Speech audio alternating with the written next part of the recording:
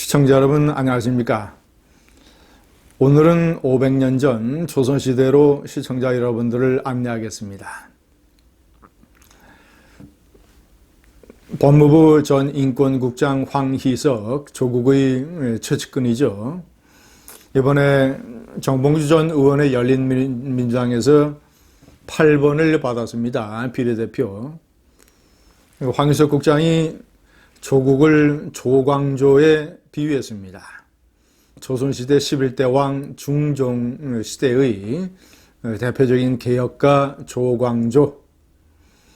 조광조가 개혁을 하려다가 훈구 세력에게 물려서 이른바 이 주초위왕이라고 하는 이 기묘사화에 억울한 죽음을 당했다. 이것이 황희석이가 얘기하는 허무맹랑한 주장입니다. 여기에 대해서 진중권 교수가 조목조목 풍자로 반박을 했는데 그 내용이 아주 역대급 풍자입니다. 뼈 때리는 풍자입니다. 조목조목. 자, 조선조 제10대 왕 연산군, 조선의 최악의 폭군이었죠. 연산군을 조정의 실세 신하들이 반란을 일으켜서 폐위시키고 강화도로 보내버립니다. 그리고 연산군의 이복 동생 중종을 옹위하게 됩니다. 이것이 이른바 중종반정. 자, 이제 중종이 임금이 되고 일단은 중종을 왕으로 세우는 데에 공헌을 했던 이른바 공훈 세력들이 집권하게 되는 것이죠. 자, 이에 반해서 조광조라고 하는 신진 사림의 신진 학자 그룹이 등장을 하게 되고 이들은 공훈 세력에 맞서서 개혁을 추진하게 됩니다. 그런데 이 개혁이 너무나 급진적으로 이루어지게 돼서 공훈 세력과 커다란 마찰을 빚게 되죠. 나중에는 이 조광조가 이 공훈 세력 중에서 이 70여명이 별다른 공이 없는데도 공신으로 추대됐다. 이들의 공신을 대우를 없애야 된다라는 급진적인 주장을 하고 나서게 됩니다. 그러자 이 공훈 세력 측에서 조광조를 제거하려는 음모를 꾸미게 됩니다. 대궐 후원에 있는 이 나뭇잎에다가 꿀로 주초위왕, 주초는 합치게 되면 조씨가 되는 것이죠.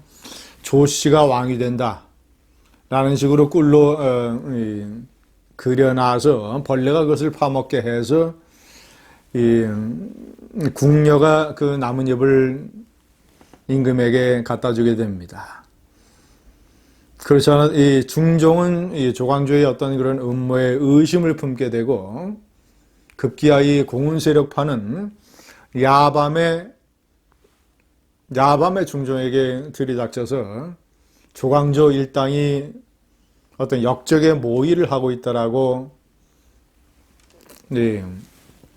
거짓말로 고자질을 하게 됩니다. 그래서 결국 조광조 일당은 한 70여 명은 유배당하게 되고 나중에는 사약을 받습니다. 이것이 조광조의 기묘사화입니다. 자, 그런데 진중권이가 조국을 조광조에 비유한 것을 신랄하게 풍자를 했습니다. 첫째, 조광조에게는 정경부인이 없었다. 정경부인이라고 하는 조국 교수의 부인 정경심을 얘기하는 것이죠. 두 번째, 이 정경부인이 자식들을 성균관에 보내기 위해서, 성균관이라고 하는 이제 최근에 현재로 따지면 대학이죠. 이 서당의 표창장과 그리고 육조는 이제 이조, 병조 이쪽 이런 이 관료 체제를 얘기하는 것이고 이런 이런 정부 부처에서 실습을 했다라고 하는 실습 증명서를 위조했다. 서당 표창장과 육조 실습 증명서를 위조를 해서 자식들을 성균관에 보냈다. 세 번째, 정경 부인의 꿈은 유기전 근처에 건물을 사는 것이다. 유기전이라고 하는 것은 이제 정부가 왕이 특권을 줘서 궁궐에 물자를 조달하게 하고, 그리고 특정 물자들에 관해서는 독점 매매권을 준 어떤 이 상인들의 그룹을 얘기합니다. 유기전. 유기전은 조선시대 한양의 가장 금싸라기 땅에 그 상가를 가지고 있었죠. 당시로 따지면 이제 종로 1가 2가, 지금으로 따지면 이제 강남에 해당되는 것이죠. 조국 부인 정경심 교수가 강남의 빌딩을 사는 것이 꿈이었다라고 얘기한 것을 풍자한 것입니다. 정경 부인의 꿈은 유기전 근처에 건물을 사는 것이다. 자, 그 건물을 사기 위해서 정경 부인이 이제 투자를 했는데, 남편 이 조광조 대감은 종잣돈으로 5,000냥을 송금을 했다. 그런데 재밌습니다. 어디서 송금을 했느냐? 경복궁 근처에서 송금을 했다. 그리고 송금은 어떤 방법으로 했느냐? 장영실이가 만든 엽전 판매기, 장영실이가 만든 엽전 판매기로, 엽전 송금기로 5,000냥을 송금을 했다.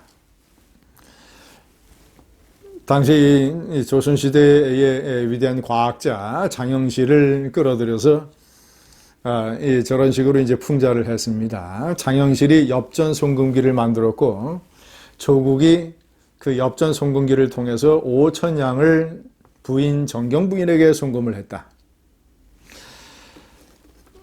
자, 또 재밌는 게 하나 있습니다.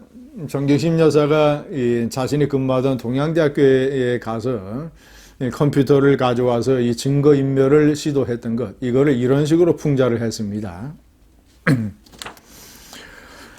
정경 부인은 장부를 없애려 부랴부랴 야밤에 파발마를 타고 선비의 고향 풍기읍까지 내려가는 도중에, 풍기읍은 이제 영주 풍기를 얘기하는 것이죠. 동양대학교가 있었던 영주. 구리암베일이라고 하는 오랑캐가 발명한 덕천풍으로 대감께 상황을 알려주기도 했다. 원래는 낱장 갈아치기만 하려고 했는데 한양서 가져간 종기가 사이즈가 안 맞아 결국 장부채 들고 나와 머슴에게 맡겨둔다. 이 머슴은 정경심의 돈 관리를 했던 증권사 전담 직원을 얘기하는 것입니다. 정 씨가 증권사 직원과 함께 동양도로 내려가 PC를 들고 나온 일을 이런 식으로 꼬집은 것입니다. 또 있습니다. 조만대장경. 조국 교수가 이런 일이 터질 거를 미처 알지 못하고 과거 트위터에서 날렸던 수만 건의 이 트위터, 그래서 이제 8만 대장경에 빗대서 조만대장경이라는 이 유행어가 있었죠. 진중권 전 교수는 이렇게 얘기를 했습니다. 그들이, 조국 지지자들, 그분의 말씀을 자손 대대로 볼 수 있도록 나라고 하는 마음으로 기도하듯이 한 글자 한 글자 정성껏 목판에 새겨 경남 합천 해인사 옆에 있는 전망사에 모셔놓았으니, 이 전망사라고 하는 것은 전기전자 그물망자 절사자입니다. 자, 그러니까 이것은 이제 일종의 트위터를 얘기하는 것이죠. 트위터. 그것이 바로 지금 유네스코 세계유산 등재를 추진 중에 있는 조만대장경이다. 그리고 마지막으로 최근에 그 넷플릭스라고 하는 이 동영상 제공하는 이 스트리머가 있지 않습니까? 이 넷플릭스에서 최근에 방영하고 있는 킹덤이라는 영화, 거기에 나오는 좀비들, 조국 지지자들, 이런 일을 하는 조국 지지자들을, 조만대장경을 만들려고 하는 조국 지지자들을 진중권 교수는 킹덤의 좀비라고 얘기를 했습니다. 진중권 교수의 역대급 풍자였습니다. 감사합니다.